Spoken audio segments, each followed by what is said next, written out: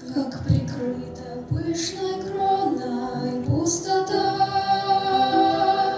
но среди листвы зеленой нет плода.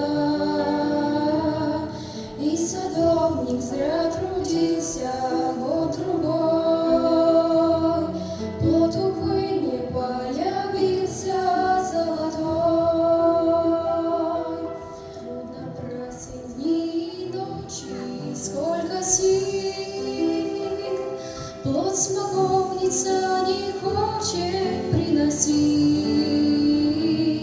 Листья, листья, вот отрада, красота, но садовнику не рада пустота. Плачет дерево, не надо, не руби, подожди еще немного, подожди.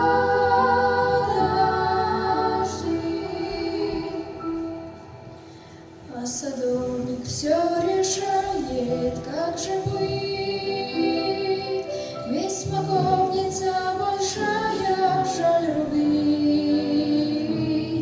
Может, станет плодоносной подождать, но приходит третья осень и опять.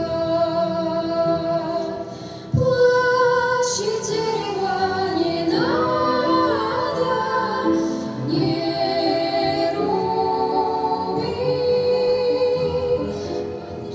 подожди еще немного, подожди.